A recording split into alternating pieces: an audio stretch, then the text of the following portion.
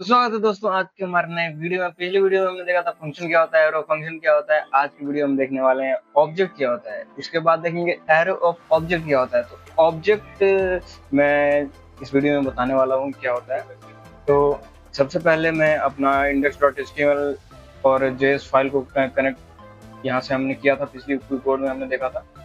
इसे हम start with या फिर ओपन विथ लाइव सर्वर करते हैं और राइट क्लिक करके इंस्पेक्ट पे जाके कंसोल पे जाते हैं। ये देखिए मेरा, और इसे एक बार रिफ्रेश कर लेते हैं। 200 जो कोड है मेरा अभी दिख रहा है जेएस पे मैंने क्या कोड लिखा था। एक एरो फंक्शन बनाया था जिसमें ए बी वेरिएबल लिया था, ए को 10 लिया था, बी को 20 लिया था और रिटर्न कर दिया था ए इंटू बी, मतलब 10 इंटू 20 कितना हो गया मेरा 200। 200 मेरा यहाँ पे विजिबल है। अब index dot H T M L का मेरा यहाँ पे कोई काम नहीं है, इसे मैं कर लेता हूँ क्लोज और थोड़ा इसे कर लेता हूँ जूम और इन सबको कर लेता हूँ क्लियर। सेव करके वापस आकर रिफ्रेश करता हूँ तो ये देखिए मेरा यहाँ से अभी कंसोल खाली हो चुका है। तो आज हम बात करेंगे ऑब्जेक्ट के बारे में। तो ऑब्जेक्ट, सबसे पहले ऑब्जेक्ट का सिंटेक्स क्या है। मैं जैसे लिख दूँ कॉन्स्ट, फिर मैं लिख लूँ ऑब्जेक्ट का नेम इक्वल टू, और ये वाला ब्रैकेट लगाएंगे। ठीक है, मैं आपको जूम करके दिखाता हूँ।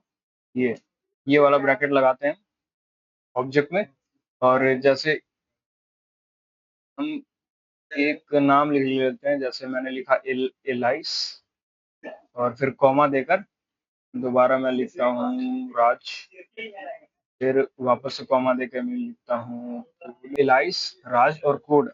हमने 3 नाम ले लिया स्ट्रिंग, और तीनों को सिर्फ एक वेरिएबल के अंदर देख सकते हैं। हमने जो वेरिएबल पढ़ा था और एरे ऑफ वेरिएबल पढ़ा था, उसमें एरे ऑफ वेरिएबल में हमने क्या बोला था कि होमोजीनियस डेटा स्टोर कर सकते हैं। ठीक है, लेकिन यहाँ पे आप बोले हैं कि ये भी तो होमोजीनियस डेटा है, एलिस राज कोड, और ये कैसे स्टोर होता है। ये देखिए मैं इसे सेव करके और इसे मैं कंसोल करा देता हूँ, कंसोल डॉट लॉग, और इसके अंदर हम लिख देते हैं ऑब्जेक्ट। सिर्फ ऑब्जेक्ट लिखता हूँ अभी। और ये ऑब्जेक्ट क्या है, ये इस नेम है। ठीक है, और मैं इसे वापस आके देखूँ यहाँ पे तो ये देखिए मेरा 3 डेटा मिल चुका है इसके अंदर। ऑब्जेक्ट के अंदर क्या क्या है, ये देखिए 0th इंडेक्स पे मेरा एलिस है। मैं एक मिनट से कट कर लेता हूँ, जूम कर लेता हूँ। देखिए 0th इंडेक्स पे मेरा एलिस है, 1 इंडेक्स पे राज है, सेकंड इंडेक्स पे कोड है, और टोटल लेंथ हमारा 3 है। ठीक है, तो समझ में आ रहा है ये कैसे स्टोर हो रहा है। तो ये एरे के जैसा आपको कुछ दिख रहा है कि एरे में भी हम सेम चीज करते थे, होमोजीनियस डेटा, मतलब एक ही टाइप के डेटा है। जैसे ये स्ट्रिंग है तो ये सारा का सारा स्ट्रिंग रहेगा, लेकिन ऑब्जेक्ट में क्या होता है, इसमें आप हेट्रोजीनियस डेटा स्टोर कर सकते हैं। जैसे सारा का सारा हमने स्ट्रिंग लिखा, अब मैं कोई नंबर लिख देता हूँ, जैसे मैंने लिखा 8 और इसे कर देता हूँ सेव, फिर मैंने लिखा 9, इसे भी कर देता हूँ सेव, और वापस आके देखूँ मैं, ये देखिए मेरा 8 और 9 भी यहाँ पे दिख रहा है। मतलब हेट्रोजीनियस डेटा, एक ही टाइप का डेटा नहीं बल्कि अलग अलग डेटा टाइप का आप वो आप एक ही वेरिएबल के अंदर स्टोर कर सकते हैं। ठीक है, तो वो हम कैसे कर सकते हैं, ऑब्जेक्ट की मदद से। ठीक है, कितना क्लियर है। अब ऑब्जेक्ट को हम और तरीके से लिख सकते हैं। देखिए जैसे मैं इसे वापस से लिख दूं ओके, और मैं कर दूं 10 सेव। आप ये देखिएगा, ये जो भी वैल्यूज हम लिखेंगे वो एक वैल्यू लिखने के बाद हम ये कॉमा से सेपरेट करेंगे सबको। ठीक है, ये देखिए हमने कॉमा लगाया है, एलिस के बाद हमने लिखा कॉमा, फिर राज के बाद हमने कॉमा लगाया, कोड के बाद कॉमा लगाया। मतलब एक वैल्यू के बाद हम कॉमा लगाएंगे और लास्ट के बाद हम नहीं लगाएंगे, क्योंकि लास्ट के बाद हमें कुछ लिखना नहीं है। और ये देखिए, तो आप ये देख सकते हैं कि ये जितना जितना भी मेरा डेटा है वो इंडेक्स के फॉर्म में स्टोर हो रहा है। ठीक है, जैसे 0th इंडेक्स पे एलिस है, 1 इंडेक्स पे राज है, 5th इंडेक्स पे मेरा ओके है, और 6th इंडेक्स पे 10 है। ठीक है, तो क्या मैं इसे इंडेक्स के मदद से इसे इन सबको डेटा को एक्सेस कर सकता हूँ। क्या मैं सिर्फ चाहूँ कि मुझे कोड चाहिए, ये तीसरा जीरो 0th इंडेक्स से शुरू होता है, तो 0 1 2 सेकंड इंडेक्स का मुझे वैल्यू चाहिए, तो क्या मैं यहाँ पे कुछ ऐसा कर सकता हूँ जैसे हमने एरे में किया था। हाँ बिल्कुल कर सकते हैं। जैसे मैं यहाँ पे लॉक कराना चाहता हूँ कि ऑब्जेक्ट का सेकंड इंडेक्स पे क्या है वो मुझे कंसोल कर दो, तो ये देखिए मेरा कोड आ गया है। अब मैं करूँ यहाँ पे 0th इंडेक्स पे क्या है ऑब्जेक्ट का, तो ये देखिए मेरा एलिस आ चुका है। 0th इंडेक्स पे देखिए एलिस है और 0 1 2 सेकंड इंडेक्स पे कोड है। ठीक है, तो ये था हमारा ऑब्जेक्ट। अब हम देखेंगे एरे ऑफ ऑब्जेक्ट क्या होता है। ठीक है, तो एरे ऑफ ऑब्जेक्ट के लिए हम वापस से एक ऑब्जेक्ट बना लेते हैं, कॉन्स्ट ऑब्जेक्ट और इक्वल टू, हमने वापस से ये ऑब्जेक्ट में हम ये वाला लगाते हैं। ठीक है, ये वाला ब्रैकेट। अब मैं क्या करूंगा, देखिए इसे इंटर कर दिया हमने। आप इसे ऐसे भी लिख सकते हो या फिर नॉर्मली ऐसे भी लिख सकते हो। ठीक है, अब हम ये करली ब्रैकेट बना लेंगे, मतलब इस करली ब्रैकेट के अंदर एक ऑब्जेक्ट रहेगा, इस करली ब्रैकेट के अंदर सेकंड ऑब्जेक्ट का वैल्यू रहेगा। ठीक है, तो या तो आप इसे ऐसे लिख लें या फिर ऐसे ना लिख के आप ऐसे लिखना चाहें तो ऐसे लिख सकते हैं। ठीक है, ये देखिए हम ऐसे सेव कर रहे हैं। तो जैसे हमने ये दोनों बना लिया, ऑब्जेक्ट एक बनाया, ऑब्जेक्ट के अंदर हमने ये दो करली ब्रैकेट लगाया और ये करली ब्रैकेट एक ऑब्जेक्ट को रिप्रेजेंट कर रहा है और दूसरा करली ब्रैकेट दूसरा ऑब्जेक्ट को रिप्रेजेंट कर रहा है। हम चाहे तो एक और बना सकते हैं, जैसे मैं ये तीसरा बना लूं और इसके अंदर हम वैल्यू कुछ ऐसे लिखेंगे, जैसे मैं लिख दूं की, जैसे मैं लिख दूं नेम और इसका वैल्यू दे देते हैं, जैसे हमने पीछे दिया था एलिस, फिर कॉमा से सेपरेट करते हैं और दूसरा वैल्यू हम किसी एज देना चाहते हैं, जैसे एज मैं दे दे रहा हूँ 10। और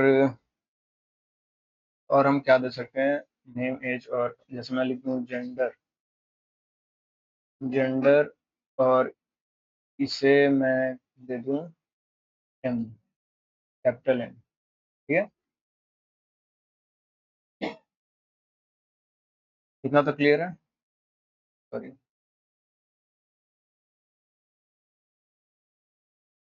ये मुझे यहाँ कॉमा देना था, मैंने क्या कर दिया। ठीक है, तो ऑब्जेक्ट के अंदर अगर आप कुछ वैल्यू लिख रहे हैं तो सबसे पहले नेम लिखेंगे और फिर ये कॉलन लगाएंगे। ठीक है, और उसके बाद उसका वैल्यू लिखेंगे, इसे ये की बोली या फिर एट्रीब्यूट, और ये हो गया उसका वैल्यू। जेंडर हो गया की या फिर एट्रीब्यूट और ये एम हो गया उसका वैल्यू। ठीक है, यही सेम चीज को मैं यहाँ कॉपी कर लेता हूँ और इसमें भी मैं कॉपी कर ले रहा हूँ, इसे थोड़ा कर लेते हैं मिनिमाइज।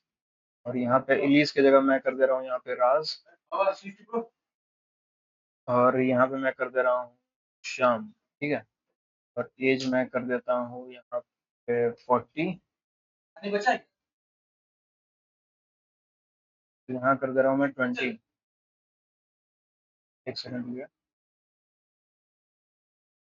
यहाँ कर दिया मैंने 20 और मैं इससे कर देता हूँ राज को मेल, इसे भी मैं मेल छोड़ देता हूँ और सेव करके अब हम इसे कंसोल कराते हैं। ठीक है, जैसे मैं लिख दूँ कंसोल डॉट लॉग, और अगर मैं सिर्फ ऑब्जेक्ट लिखूँ, तो मैंने ऑब्जेक्ट पास कर दिया, तो अब देखिए मेरा क्या हुआ, ये मेरा तीन वैल्यू रिटर्न कर रहा है, कंसोल कर रहा है, और तीनों का तीनों क्या है, तीनों का तीनों मेरा ये ऑब्जेक्ट है। ठीक है, 0th इंडेक्स पे जो है वो एक पूरा ऑब्जेक्ट है जिसमें मेरा नेम एलिस है, एज 10 है, जेंडर एम है।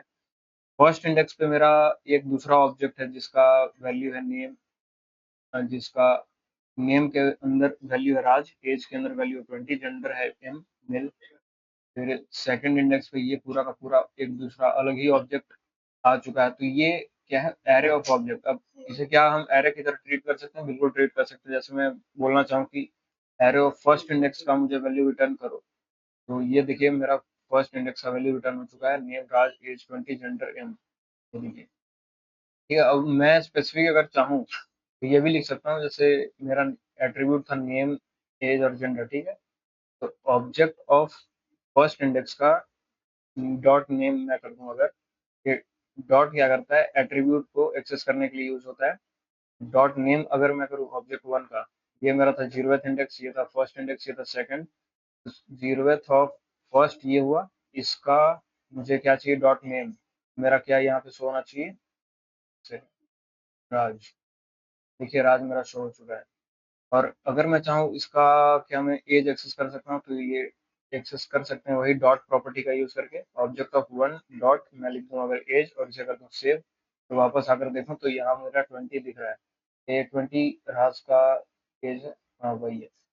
ये था कॉन्सेप्ट एरे ऑफ ऑब्जेक्ट का। ठीक है, इतना तो क्लियर है। ये था हमारा एरे ऑफ ऑब्जेक्ट, इसमें हमने देखा ये कॉन्स्ट, हम एक वेरिएबल बनाने के लिए यूज करते हैं, वेरिएबल नेम जैसे डिक्लेयर करने के लिए। फिर एक ऑब्जेक्ट ओबीजे नाम से एक ऑब्जेक्ट बनाया हमने, फिर उसके अंदर ये ब्रैकेट से हम स्टार्ट और क्लोज करते हैं। फिर उसके अंदर हमने देखा कि ये एक अलग ऑब्जेक्ट बनाया, फिर उस कॉमा देकर सेपरेट कर दिए दूसरे ऑब्जेक्ट से, फिर इसे कॉमा देकर तीसरे ऑब्जेक्ट से। तो ये ऑब्जेक्ट का एरे बन चुका है, ठीक है। तो ये कॉम्बिनेशन ऑफ ऑब्जेक्ट हो चुका है और इसे हम एरे की तरह भी ट्रीट कर रहे हैं। जैसे मैं इसे इंडेक्स के मदद से एक्सेस कर रहा हूँ ऑब्जेक्ट ऑफ वन, और फिर डॉट प्रॉपर्टी यूज करके इसका की का वैल्यू हम एक्सेस कर सकते हैं। ये था हमारा एरे ऑफ ऑब्जेक्ट का कॉन्सेप्ट। मिलते हैं नेक्स्ट वीडियो में, तब तक के लिए बने रहिए।